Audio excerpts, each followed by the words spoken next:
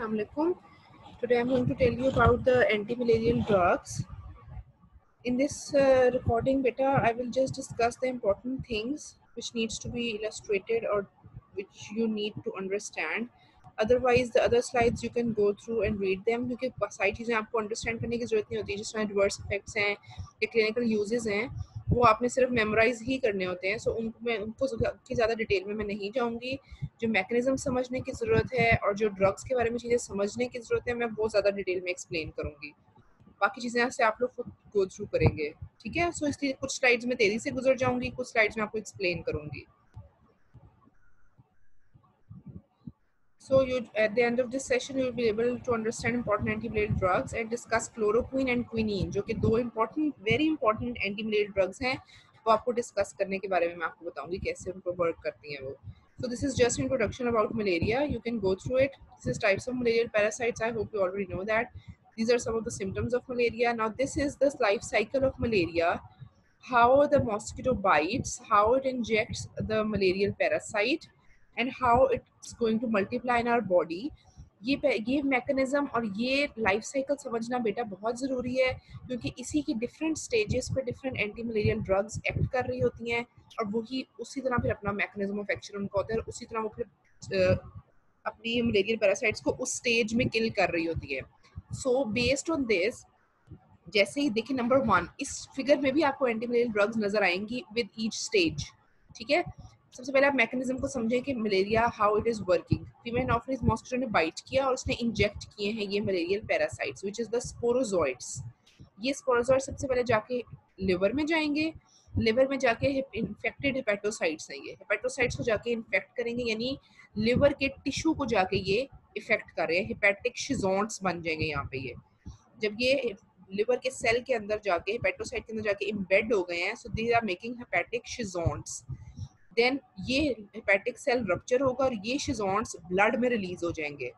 Blood में जब ये रिलीज होते हैं तो ये मीरोजॉइड्स बन जाते हैं ठीक है ब्लड में रिलीज होने के बाद they are going to now infect the RBCs ये आरबीसीज के अंदर जाके इन्फेक्ट करेंगे और उनके अंदर जाके रिक्रूट हो जाएंगे जिसको हम कहेंगे blood stage of malarial parasites उसके बाद ये ब्लड स्टेज भी रप्चर हो जाएगी आरबीसीज रप्चर हो जाएंगे और उसके अंदर से ये रिलीज हो जाएंगे then they are going in the freely moving in the blood और उसके बाद ये जाएंगे इनटू गेमेटोसाइट्स ये गेमेटोसाइट्स बन जाएंगे and then it when a healthy mosquito will bite the infected individual तो उसके अंदर ये गेमेटोसाइट्स चले जाएंगे and then this mosquito then again becomes infected और ये किसी और इंडिविजुअल को जब जाके बाइट करेगा तो उसको भी मलेरिया हो जाएगा ठीक है सो लिवर के अंदर हमारे पास हेपेटिक शिजोन्ट्स हैं और ये हमारे पास हिप्नोजॉइड्स हैं जब ये स्पोरोजॉइड्स लिवर के अंदर एंटर होते हैं तो ये हिप्नोजॉइड्स बन जाते हैं इसमें जाकर जब ये मलेरियल हेपेटोसाइट्स के लिवर हेपेटिक टिश्यू के अंदर जाके इम्बेड हो रहे हैं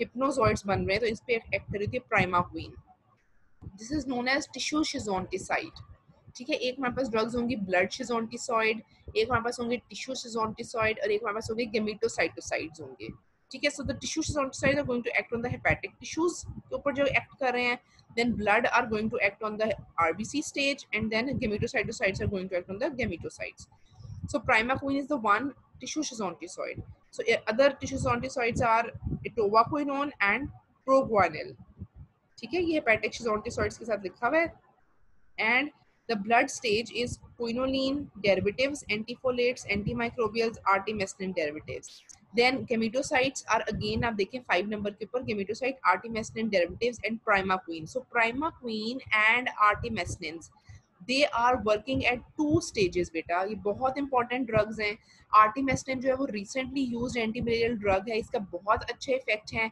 क्योंकि बहुत से जो मलेरियल पैरासाइट्स हैं वो क्लोरोक्वीन क्विनीन प्राइमाक्विन को रेजिस्टेंट हो चुके हुए हैं ठीक है बहुत से जो मलेरियल पैरासाइट्स हैं but artemisinin is a newly introduced drug और ये मोस्टली आजकल क्लिनिकल प्रैक्टिस में आर्टिमेस्टिन ही यूज हो रहे होते हैं so this is going to act at 2 stage ये blood schizonticide भी है artemisinin derivatives and they are gametocytoside as well similarly जो primaquine है वो भी gametocytoside भी है और tissue schizont भी है primaquine ठीक है नंबर 3 पे जब देखिए हिप्नोजॉइड्स है वहाँ प्राइमाक्विन लिखा हुआ है और हेपेटिक शिजोन्ट्स के अंदर भी प्राइमाक्विन लिखा हुआ है so they are tissue schizonticide as well and gametocytocide as well I hope कि आपको ये समझ आ गई है so this is the infected RBC again ये वही चीज रिपीट हुई हुई है, ये इसने बाइट किया, लिवर के अंदर गए, लिवर से मीरोजॉइड्स रिलीज हुए, आरबीसीज इन्फेक्ट किए, गेमेटोसाइट्स बने and different drugs are going to act at this stage. इस फिगर को आप यूज कर सकते हो रिवाइज करने के लिए कि लिवर के अंदर कौन सी ड्रग्स एक्ट कर रही थी, प्राइमाक्विन एक्ट कर रही थी, और टिश्यू के ऊपर एटोवाक्विनोन, प्रोगुआनिल एंड प्राइमाक्विन थी। फिर ब्लड के अंदर थे डिफरेंट अदर एंटीमलेरियल ड्रग्स थी, एंटीफोलेट ड्रग्स थी, कुछ एंटीबायोटिक्स थी एंड आर्टिमेस्टिन डेरिवेटिव्स थे, एंड गेमेटोसाइट के ऊपर फिर आर्टिमेस्टिन डेरिवेटिव्स थे एंड प्राइमाक्विन थी। ठीक है, सो आपने याद रखना प्राइमाक्विन और आर्टिमेस्टिन जो हैं वो दो तरह से काम कर रहे होंगे। आर्टिमेस्टिन ब्लड स्टेज पे भी एक्ट कर रहा है एंड गेमेटोसाइट पे भी, एंड प्राइमाक्विन टिश्यू सिजोंटिसॉइड भी है एंड गेमेटोसाइट स्टेज पे भी एक्ट कर रहा है। So treating malaria, it is again, you can read it yourself, nothing to explain about it. So this is about the classification of antimalarial drugs. According to this classification, it's divided into two classes according to the antimalarial activity and according to the structure. Antimalarial activity का मतलब ये है कि किस stage के ऊपर वो malaria की एक्ट कर रहा है, जो मैंने आपको बताया टिश्यू सिजोंट है, ब्लड सिजोंट है and things like that. And according to the structure, ये जो एंटीमलेरियल ड्रग्स हैं वो स्ट्रक्चरली किस तरह से डिफरेंट है और किसके स्ट्रक्चर के हिसाब से कौन सी क्लास में कौन सी ड्रग फॉल करती है। ठीक है, so according to antimalarial activity ये tissue schizonticide for casual prophylaxis, tissue schizonticides हैं ये ड्रग। ठीक हो गया। These drugs act on primary tissue form of the plasmodia which after growth within the liver initiate the erythrocytic stage, यानी liver वाली stage के ऊपर ये एक्ट कर रहा है। By blocking this stage, further development of infection can be theoretically prevented. Theoretically कहा जाता है कि अगर हम पेशेंट को पहले ही उसको टिश्यू सिजोंटिसॉइड दे दें तो उसके ब्लड में फैलेगा ही नहीं, उसको मलेरिया होगा ही नहीं, मलेरियल सिम्टम्स आएंगे ही नहीं। बेसिकली मलेरियल सिम्टम्स बेटा तब आते हैं पेशेंट को जब जो उसकी ब्लड आरबीसी रप्चर होके जब ब्लड में रिलीज होती है ना वो form, RBC rupture blood stage गुजरने के बाद जब वो इतना मेच्योर हो जाता है पैरासाइट, वो ब्लड स्टेज रप्चर होती है, जब तब जो ब्लड में उसका स्प्रेड होता है ना वो सिम्टम्स आते हैं उस टाइम पे। ठीक है, तो इसमें कैजुअल प्रोफिलैक्सिस का मतलब ये है कि हमने पेशेंट को पहले ही वो दे दी कि वो लिवर में ड्रग खत्म हो गई, लिवर में पैरासाइट खत्म हो गया, हमने वो ड्रग ऐसे टाइम पे दी कि वो ब्लड में आई ही नहीं, ब्लड में रिलीज ही नहीं हुई, पेशेंट को साइन एंड सिम्टम्स डेवलप ही नहीं हुए, हमने उसको लिवर में ही खत्म कर दिया। This is only theoretically possible. ठीक है, हाँ ये प्रैक्टिकली पॉसिबल नहीं है। क्यों पॉसिबल नहीं है? क्योंकि अगर एक पेशेंट को मॉस्किटो तो बहुत से लोगों को बाइट करता है, अब हमें क्या पता कि वो मलेरिया वाला मॉस्किटो था कि नहीं था। सो अगर हम हर एक को देना शुरू कर देंगे, दे हैव एडवर्स इफेक्ट्स, ऐसा नहीं कर सकते हम। तो हम किसी पेशेंट को एग्जैक्टली नहीं बता सकते कि इसको मलेरिया वाला पैरासाइट, इसको मलेरिया वाला मच्छर काटा है तो इसको हम जो है ना वो टिश्यू सिजोंटिसॉइड दे दें ताकि इसको मलेरिया हो ना। ये प्रैक्टिकली पॉसिबल नहीं है। आपको समझ आई है ना कि मतलब अभी इसको सिम्टम्स डेवलप ही नहीं हुए, हम कैसे कहते हैं कि इसको मलेरिया वाला मच्छर काट गया। ठीक है, so this is only theoretically thing that can be done but it is not practically possible.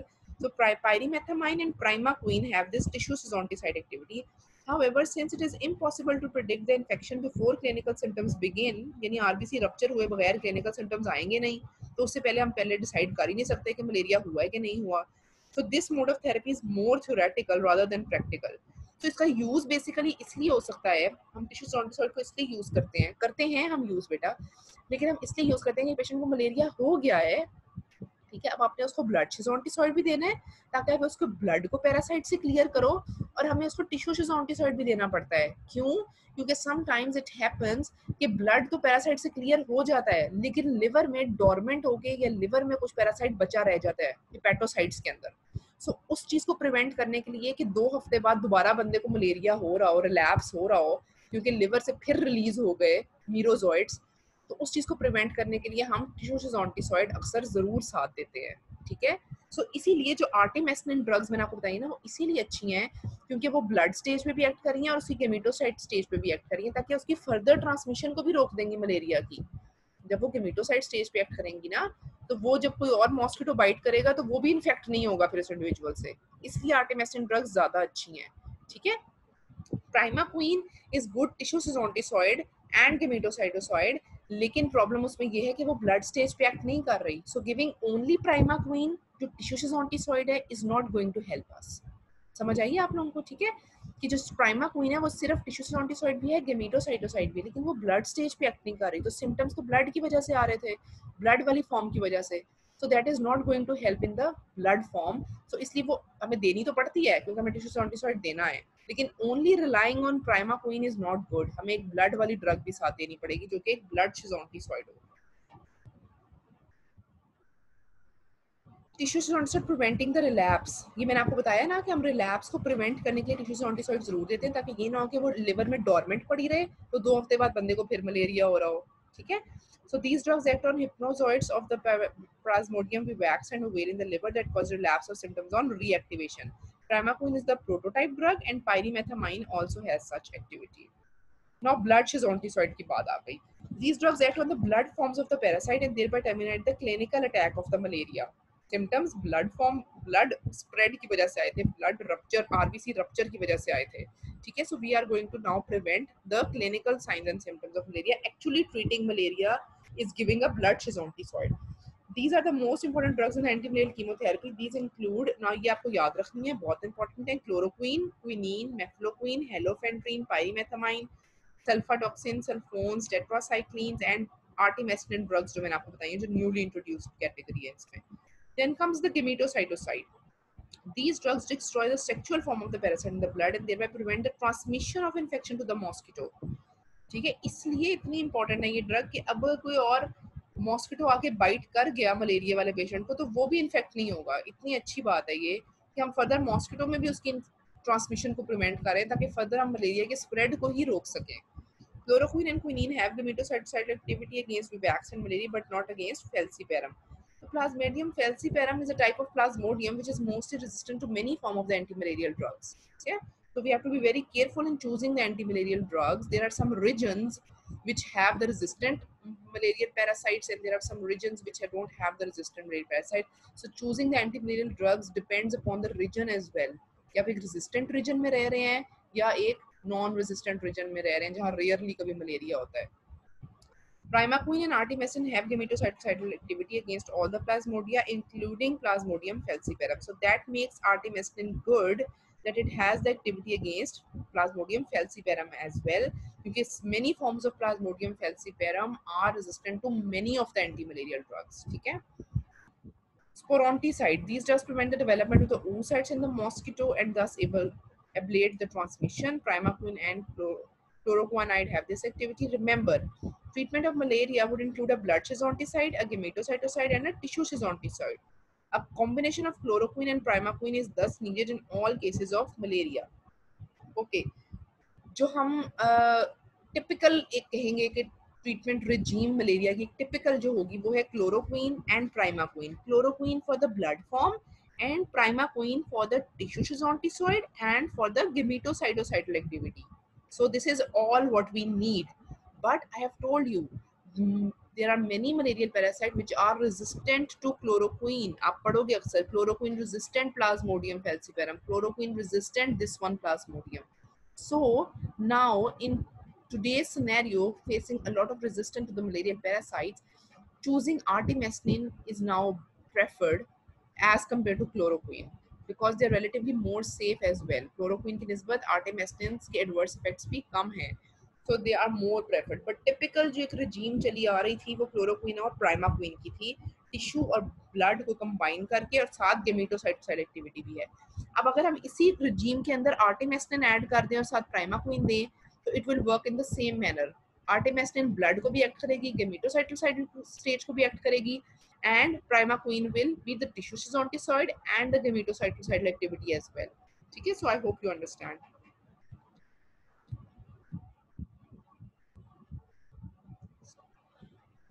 Now comes the chemical classification according to the structure. ये बेटा ही थोड़ी more or less आपने इसको देखो, जो दूसरी classification थी according to the antimalarial activity, that was making some sense कि कौन सी stage पे क्या act कर रहे हैं और कैसे काम कर रहे हैं. But the chemical classification है, this is more you have to memorize. It has nothing to do with the understanding or something like that. It is more to memorize.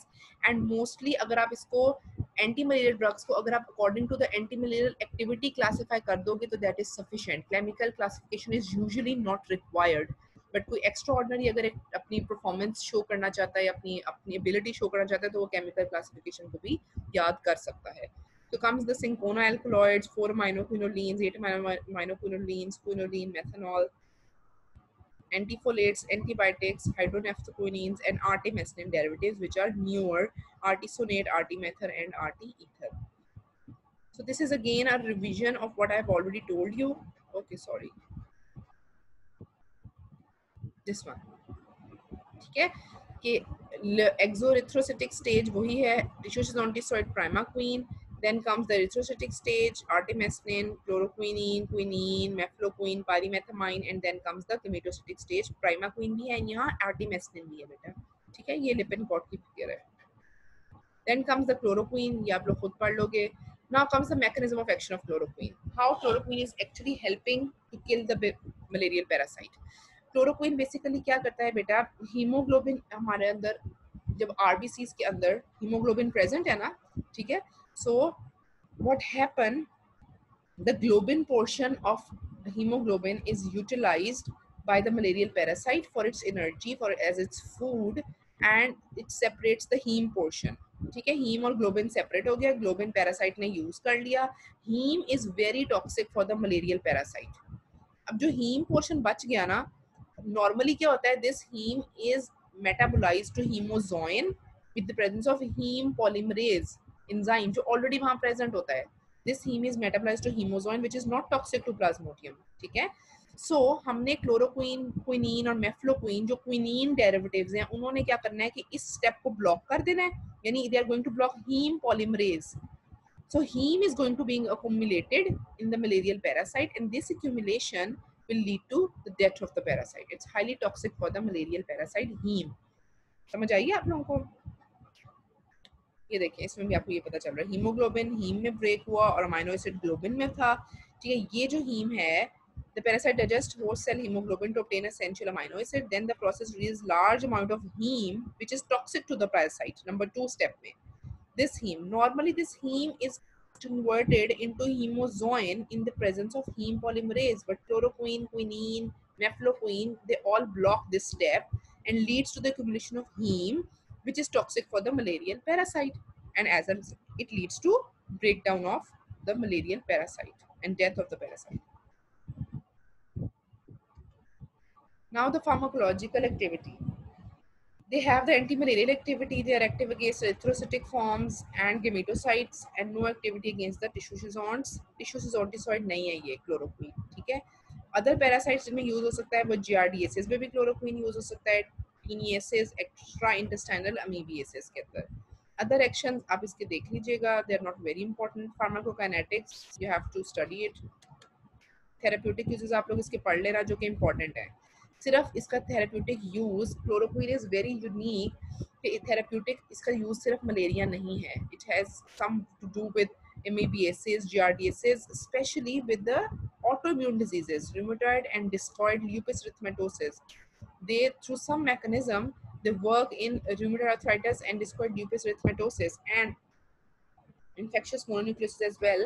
And आजकल के सिनेरियो में बेटा आप लोगों ने अच्छी तरह सुना होगा कि क्लोरोक्विन जो है वो it is suggested, it is proposed that it can work against COVID-19 as well. Although all the mechanisms which are being associated with COVID, its mechanism with COVID-19 are only theoretical. ठीक है, सब proposed mechanism है, अभी कोई भी proven mechanism नहीं है, but it is still into the clinical trials for COVID-19. So keeping in mind its role in COVID-19 and it's being used in the trials, बीच में इसको रोक भी दिया, trials में यूज करना बंद कर दिया because of its serious adverse effects, लेकिन still again उन्होंने इसको clinical trials में WHO ने डाल दिया है क्योंकि इसका कुछ ना कुछ रोल है for COVID-19. So is keeping in mind this aspect, chloroquine is important for your examination point of view as well. Adverse effects of chloroquine बहुत सारे हैं and they are important as well. इसी की वजह से इसका use बहुत cautious भी होता है और हम इसको सोच समझ के यूज़ करते हैं सिर्फ ज़रूरत के तहत. ठीक है, so these are all of its important verse effects. Another very important verse effect है इसका क्लोरोक्विन रेटिनोपैथी, आईज के अंदर जाके इसका बड़ा important adverse effect होता है. So these are some of its adverse effects. Other derivatives of chloroquine होते हैं हाइड्रोक्सीक्लोरोक्विन, अमोडायाक्विन, उनके भी सेम adverse effects और यूज होते हैं. क्विनीन, क्विनीन का ही बेसिकली एक डेरिवेटिव क्लोरोक्विन है and quinine is the one that compound that is actually being derived from the plant source. जो हमें ऑब्टेन होता है वो दैट इज क्रूड क्विनीन. ठीक है, so this is the oldest antimalarial alkaloid from the bark of the cinchona tree cerebral malaria या chloroquine resistant plasmodium falciparum के अंदर हम यूज करते हैं। Basically chloroquine is a derivative of quinine. So जिसमें chloroquine नहीं एक्ट करी, जो रेजिस्टेंट फॉर्म है उसमें हम क्विनीन यूज कर सकते हैं। क्विनीन हम बहुत ज्यादा यूज इसलिए नहीं करते because it has more adverse effect as compared to chloroquine. Being natural and being very crude, it has more adverse effects. So its mechanism of action is similar to chloroquine, जो कि मैंने आपको बताया था क्या है कि हीमोग्लोबिन की ब्रेकडाउन होगी हीम और ग्लोबिन में। ग्लोबिन पैरासाइट यूज कर लेगा अपनी एनर्जी के लिए। Heme is actually toxic to the malarial parasite. So normally what happens, the heme is broken down into hemozoin in the presence of heme polymerase enzyme.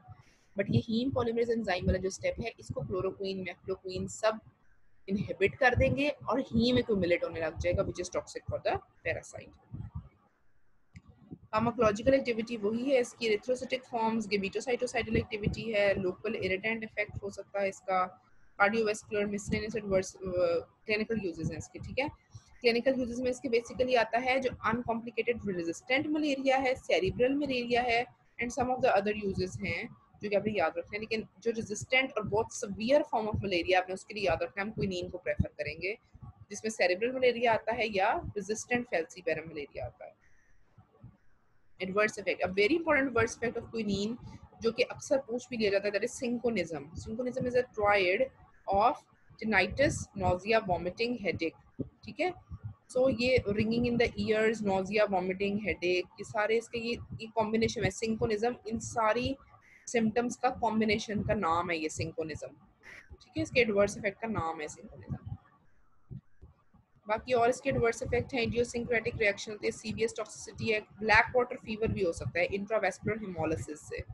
ठीक है, then comes primaquine जो again इसी की एक derivative है। It is more active against pre-erythrocytic stage of falciparum rather than vivax, highly active against gametocytes and hypnozoites. Primaquine कैसे काम कर रही है बेटा, it is converted into electrophiles and then generates reactive oxygen species, and these reactive oxygen species are actually toxic for the parasite, malarial parasite.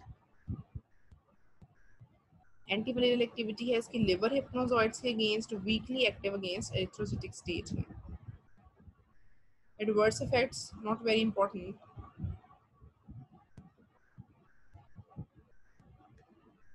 Okay, now we will move towards some of the other antimalarial drugs जो कि important भी हैं और हमने उनको discuss भी करना है।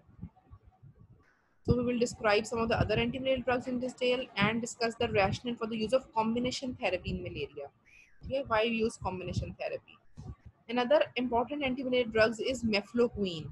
ठीक है, अब बेटा इसमें जो एंटी मलेरियल ड्रग्स है ना जो एग्जाम में पूछी जा सकती हैं उसमें से एक तो मैंने आपको क्लोरोक्विन की इंपॉर्टेंस बताई है मलेरिया के पॉइंट ऑफ व्यू से भी, and in present scenario it's being used in covid, suggested use in covid. Chloroquine is important, quinine is rather relatively less important, but its adverse effect like synchronism and some of other of its uses can be asked, उतने important नहीं है। उसके बाद जो चीज़ ज़्यादा important इसमें आ जाएगी वो है आर्टेमिस्टिन डेरिवेटिव्स आएंगे। बाकी सारी जो एंटीमलेरियल ड्रग्स है ना उनके बारे में आपको थोड़ा बहुत आइडिया होना चाहिए, पता होना चाहिए, बट बहुत डिटेल में ना भी पता हो तो कोई बात नहीं है। क्विनोलिन की आप सब इसकी इंट्रोडक्शन है मेफ्लोक्विन के आप लोग पढ़ लोगे, इसके फार्माकोकाइनेटिक्स हैं, एडवर्स इफेक्ट्स हैं, not very important mefloquine, CVS, teratogenicity or just like that. Yes, it mefloquine का एक important point ये है कि it is effective drug for multi drug resistant falciparum। ठीक है, ये mefloquine इसलिए important है, इसका जो mechanism of action is more rather same। ठीक है, quinine derivative ही है ना, तो क्लोरोक्विन वाला mechanism of action ही है इनका। Then comes हेलोफेंट्रीन। बेटा एक जमाने में हेलोफेंट्रीन जो है ना हेल्फेंट्रीन इन्हीं नामों से आती थी, and once upon a time it was considered to be a very good drug for malaria, but suddenly market में जब ये लॉन्च की गई तो उसके बाद अचानक से रिपोर्ट किया गया इसकी लीथल कार्डियोटॉक्सिसिटी रिपोर्ट होने लग गई। ठीक है, erratic bioavailability and lethal cardiotoxicity, sudden cardiac arrest होने लग गए पेशेंट को who were taking halofantrine. Although it was effective but due to this क्या कहना चाहिए अनफॉर्चुनेट इवेंट और अनफॉर्चुनेट इसकी जो एडवर्स इफेक्ट आने लग गए उसकी वजह से इसको विड्रॉ कर लिया गया। Nowadays it's only reserved for when no other alternatives available, otherwise it's not good. Then comes atovaquone. Synthetic naphthoquinone derivative है, रैपिडली एक्टिंग एरिथ्रोसाइटिक ज़ोंटिसॉइड है for Plasmodium falciparum and other plasmodia. How it works, mechanism of action, collapses mitochondrial membrane and interferes ATP production. Basically beta atovaquinone जो है ना, it is a good drug and it can be used because it is also used for falciparum, malaria Plasmodium falciparum. Its mechanism of action is related to the interference of ATP production. यानी Plasmodium को यानी sorry जो malarial parasite है उसको जो energy production, उसकी जो energy requirement है उसको इंटरफेयर करता है ये. It interferes with the ATP production by collapsing the mitochondrial membranes. Proguanil potentiates action of atovaquinone and prevents development of resistance. So आपने अगर कभी देखे, आप भी देखोगे या कभी ये यूज हो रही होगी ना atovaquinone. So atovaquinone is never used alone. आप बुक में भी पढ़ोगे atovaquinone एंड प्रोगुआनिल का कॉम्बिनेशन यूज होता है. So proguanil itself doesn't have any antimalarial activity, but it potentiates the action of atovaquinone. उसके एक्शन में हेल्प करती है and it prevents the development of resistance. ठीक है? So like the other chloroquine, it is also active against some of the protozoal infections. Then comes dihydrofolate reductase inhibitors. Proguanil, biguanide converted to cycloguanil, active compound, acts slowly on erythrocytic stage of vaccine and prevent development of gametes. कि जो डाइहाइड्रोफोलेट reductase inhibitor है इसकी अपनी basically जो है ना वो कोई इतनी इफेक्टिव एंटीमलेरियल एक्टिविटी नहीं है, but it when it's combined with atovaquinone तो फिर ये इफेक्टिव हो जाता है. ठीक है, इसका अपना में एंटीमलेरियल एक्शन आने लग जाता है. So this is how the dihydrofolate reductase inhibitors act. This is the dihydrofolate reductase enzyme, pyrimethamine. So it doesn't allow the development of tetrahydrofolate, which is required for DNA synthesis. ठीक है, so इसकी ये disruption cause करेगा DNA की production में, उसको kill कर देगा parasite को. Then comes pyrimethamine. Diaminopyrimidine, more potent than proguanil, effective against erythrocytic forms, direct inhibitor of plasmodial dihydrofolate reductase. अब देखो बेटा ये जो था ना dihydrofolate reductase inhibitor proguanil, it is not relatively very specific for the malarial parasite. DNA disruption cause कर रहा है parasite के अंदर, लेकिन ये इतना स्पेसिफिक नहीं है सिर्फ पैरासाइट के लिए, ये भी इसका एक एडवर्स इफेक्ट है. So there comes pyrimethamine. अगर आपने कोई यूज करना ही है dihydrofolate reductase inhibitor, so it is more specific direct inhibitor of plasmodial dihydrofolate reductase. So conversion of dihydrofolic acid to tetrahydrofolic acid is inhibited. As a result DNA disruption हो जाती है parasite के अंदर, तो फिर उसकी सर्वाइवल पॉसिबल नहीं होता. Then इसके adverse effects में megaloblastic anemia, thrombocytopenia, granulocytosis होता है, because ये कहने को तो plasmodial के लिए specific है, but somehow it can cause adverse effects in humans as well. ठीक है? Okay. Next comes sulfadoxine pyrimethamine. ये जो है ना sulfadoxine pyrimethamine, these are two drugs given in a combination which causes sequential blockade in the tetrahydrofolate synthesis. Sequential blockade का मतलब ये है बेटा कि एक sulfadoxine पहला स्टेप ब्लॉक करती है tetrahydrofolate synthesis में and pyrimethamine second step block करती है tetrahydrofolate synthesis का.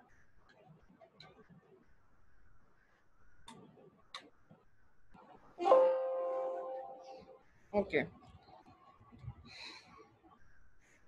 ये देखिए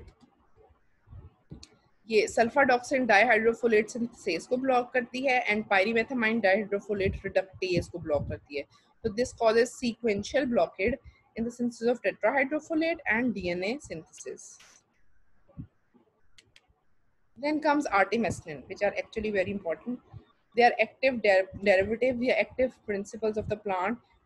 Artemisia annua is also plant-based drugs.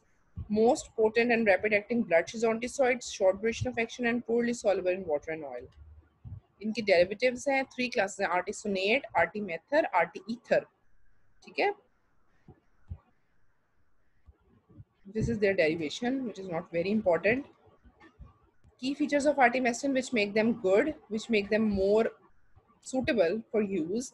rapid onset of action, effective against severe malaria, rapid clearance rate, and slow development of artemisinin resistance.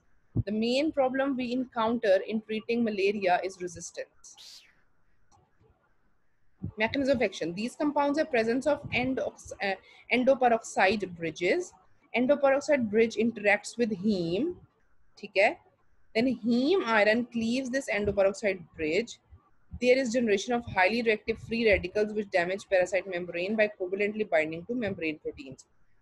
अब ये देखो बेटा, इसमें हुआ क्या, इस कंपाउंड बेसिकली इस कंपाउंड के अंदर जो है ना वो एंडोपेरोक्साइड एक ब्रिज है, ठीक है। ये एंडोपेरोक्साइड ब्रिज अल्टीमेटली जाके हीम के साथ इंटरेक्ट करता है, ठीक है। अब हीम के साथ जब ये इंटरेक्ट करता है तो एंडोपेरोक्साइड ब्रिज ब्रेक हो जाता है। ये देखेंगे ये आपको आर्टिमेस्टिन के अंदर, जस्ट वेट,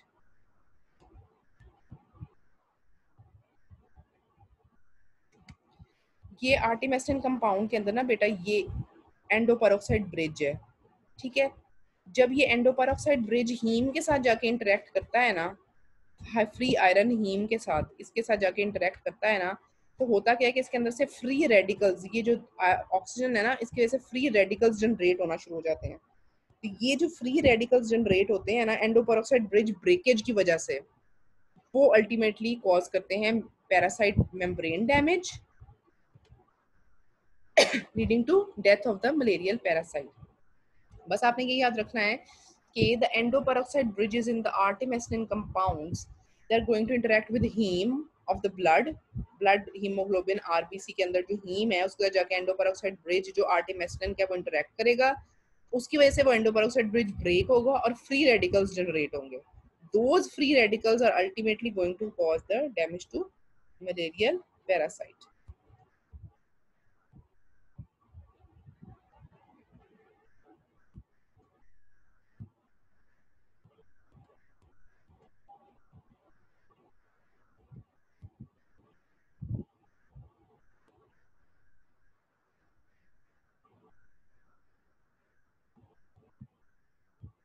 ये देखें एंटी मलेरियल एक्शन कहाँ है आर्टिमेस्टिन का, एक तो आरबीसीज के अंदर एंटी मलेरियल एक्शन है उसका ब्लड फॉर्म के अंदर, and then it comes on the gametocyte, मैं पहले बता चुकी हूँ। Then comes artesunate, it is water soluble ester of डाइहाइड्रोआइटोमेस्टिन।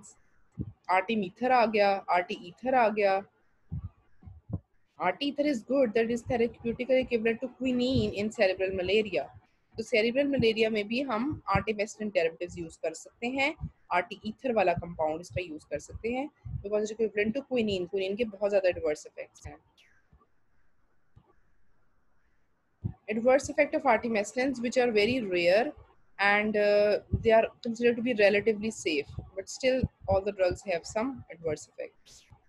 अच्छा, artemisinin based combination therapy use करते हैं। Artemisinin compounds are relatively short-acting drugs. Monotherapy needs to be extended beyond disappearance of parasites to prevent the relapse. This can be prevented by combining 3 to 5 day regime of artemisinin compound with one long-acting drug like mefloquine. ठीक हो गया। सो आप लोग अगर market में available होती हैं drug, कभी किसी ने देखनी हो तो देखना है, शायद घर में किसी ने यूज भी की हो।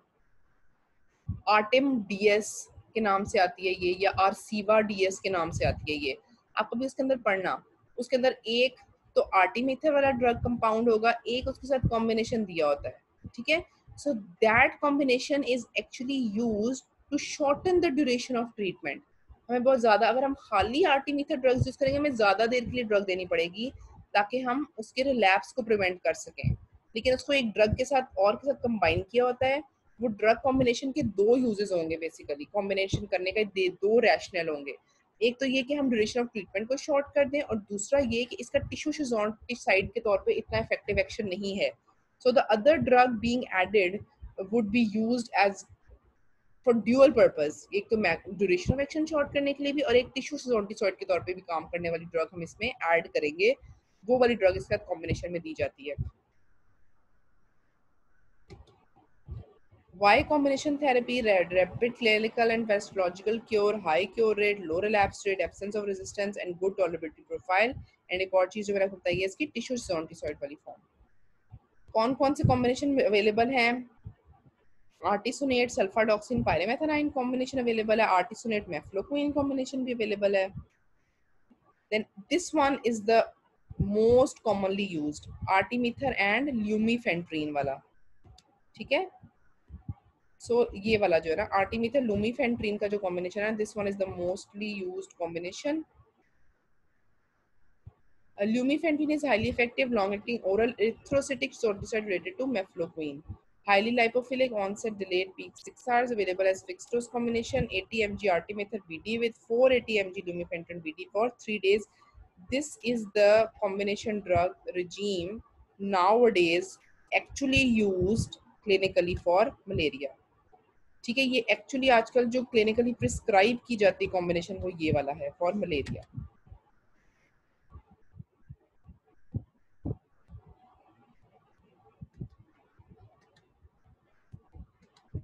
Then comes tetracyclines. ये एंटीबायोटिक्स हैं बेटा.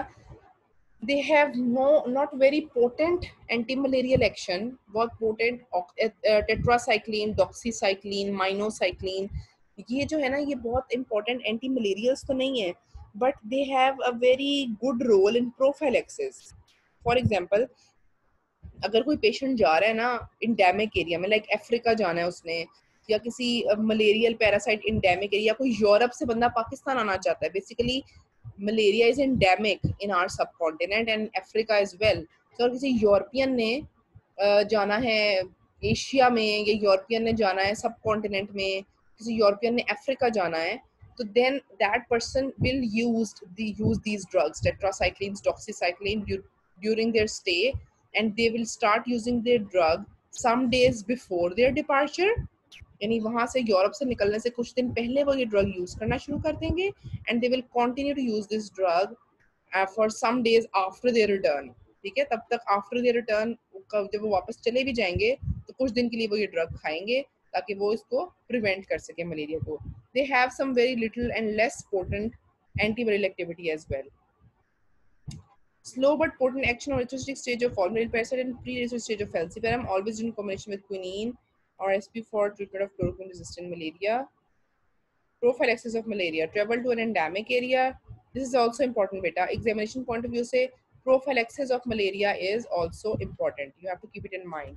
Why use prophylaxis? If you are going to travel to an endemic area, duration 1 to 2 weeks before to 4 weeks after returning from the endemic area.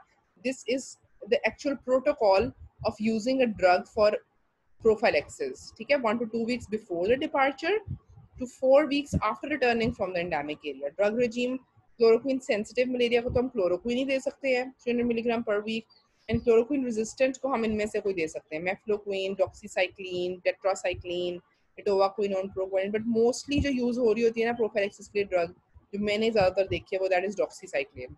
ठीक है. Drugs not allowed for prophylaxis. There are quinines, artemisinin, pyrimethamine, sulfatoxin, amodiaquine. When should resistance be suspected? Complicated patients may, any patient already receiving chloroquine and not responding, and hemoglobin continues to fall in the absence of any bleeding or any other cause. उसका hemoglobin drop हो रहा है because malarial parasite is actually going to rupture the RBCs, तो hemoglobin drop हो जाता है.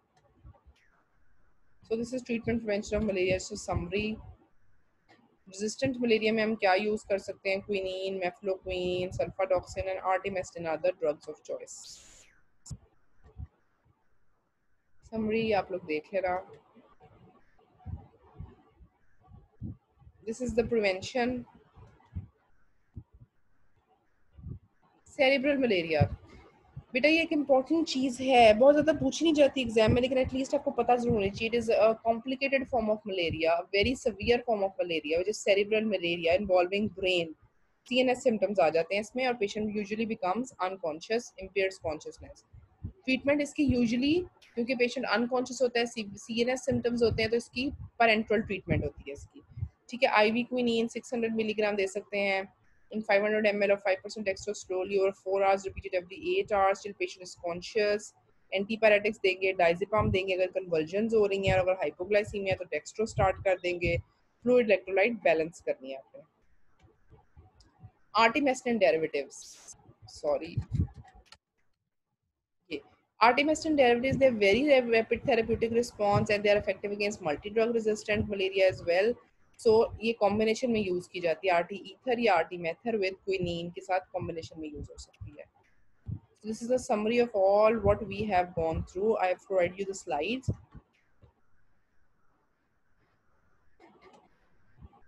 ठीक है, ओके थैंक यू. अब बेटा इसमें ना अब आप लोगों को जूम मीटिंग की ज़रूरत नहीं है. We are not going to have any Zoom meeting now. So आप लोगों ने अपना जो जो इसको पढ़ ले, मेरे लेक्चर को सुन ले, यू कैन जस्ट अपने जो क्लास का स्टडी ग्रुप बना हुआ है ना व्हाट्सएप में, उसमें अपना अपना रोल नंबर मुझे भेजते जाना. I will mark your attendance over there. जो आप लोगों के व्हाट्सएप पे स्टडी ग्रुप्स बने हुए हैं, 2 ग्रुप्स बने हुए हैं. एक फार्माकोलॉजी स्टडी ग्रुप है, एक फार्माकोलॉजी स्टडी ग्रुप 2 है. ठीक है, जहाँ पे मैं ये लेक्चर अपलोड करूंगी, तो आप लोगों ने वहीं पे जो जो इसको सुनता जाए वो अपना अपना रोल नंबर वहाँ पे अपलोड करता जाए, मुझे मैसेज करता जाए, वहाँ पे आपकी अटेंडेंस हो जाएगी. Still if you have any queries आप उसी ग्रुप में मुझे लिख के भेज दो. I try to respond as soon as possible. Thank you so much.